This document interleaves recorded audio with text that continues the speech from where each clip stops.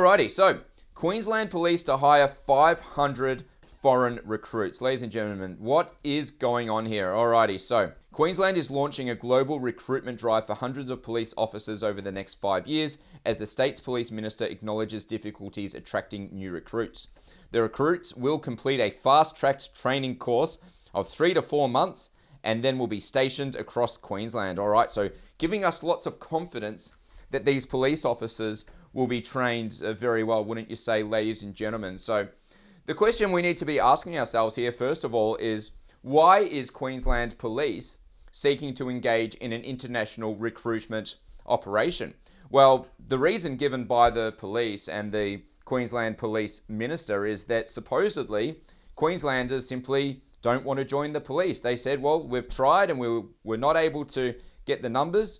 So therefore, they decided the best course of action would be to recruit 500 foreign police officers every single year for the foreseeable future. Now, ladies and gentlemen, let me just say straight off the bat that I am not buying it. I do not believe the excuse adds up. I don't know exactly what the motivation is. Now, for sure, there's lots of people in Queensland and all over Australia who are feeling very put off by the police as a result of the antics employed by the police during COVID-19. But in saying that, there's still plenty of people out there who don't particularly see a problem with how the police acted. And there is, without any shadow of a doubt, no shortage of Australians who are just willing and ready to join the police. So what exactly is going on here? I mean, as I said, it just doesn't make sense. When we look at the state of Queensland, we're looking at a population of 5,300,000 people. Are you honestly telling me that with the government and all its resources and tools at its disposal is not able to launch some type of marketing campaign for the objective of seeking recruitment domestically? Think about the resources and marketing capability the government has at its disposal. They could, few $1,000s, of course I'd spend a lot more, put together some sort of exciting recruitment video advertisement, put it out on YouTube, Facebook. They would get people most definitely applying.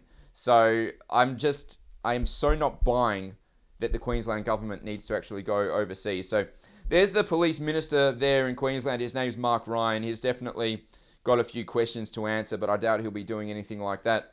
There's the police commissioner there of Queensland, Katrina Carroll. Now, she's not going to be able to offer any insight because at the end of the day, she's a political appointment and will ultimately adhere to and be obedient to the government. So she will not go against the government in any way, shape or form.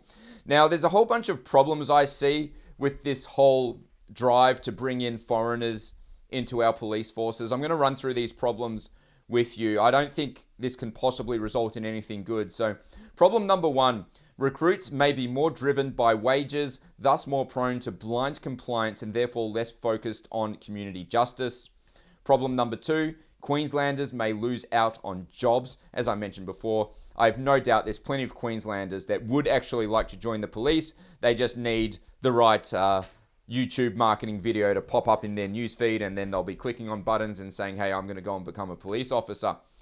Problem number 3, foreign recruitment may set a countrywide precedent. That's right. So if Queensland can do it, why not the ACT? Why not Tasmania? Why not Victoria? I'm sure Dan Andrews would like that very much, actually, because it really comes down to if somebody overseas moves to Australia for a job, say to become a police officer, they're doing it for the money because they need a job. They're not doing it because they have some sort of commitment to the local community or upholding justice for Australians. No, they're looking for a paycheck.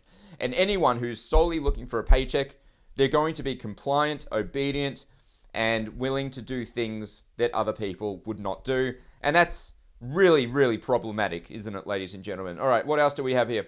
Problem number 4. Foreign recruits won't be familiar with the lay of the land, all right? So we want people who are familiar with our environment, our culture, how things work over here, social dynamics, all of that. These recruits, they won't have any of that. Problem number 5 is, of course, the government is clearly not being transparent, all right? Am not buying it. Am not buying this reason. Well, we look, but there's no one there.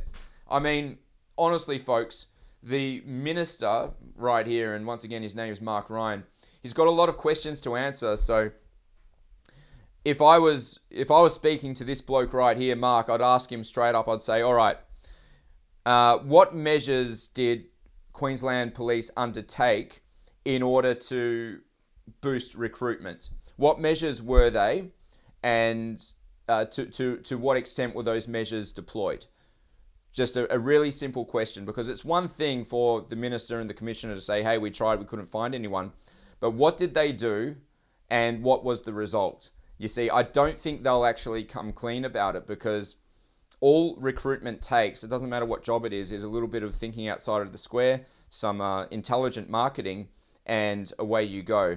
So if anyone's in Queensland and you want to contact this guy to ask him questions or maybe to express some concerns, this is him right there. His name's Mark Ryan, looking very smug there in that photo. So he's at 1 William Street, Brisbane, Queensland, 4000.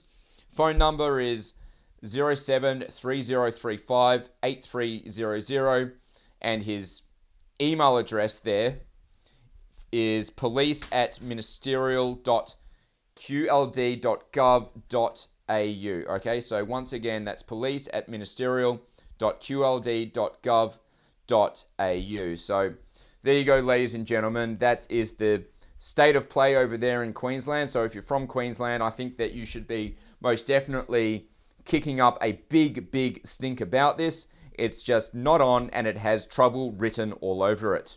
Thank you for watching. To make sure you never miss an episode, sign up at mcjreport.com. Catch you on the next one.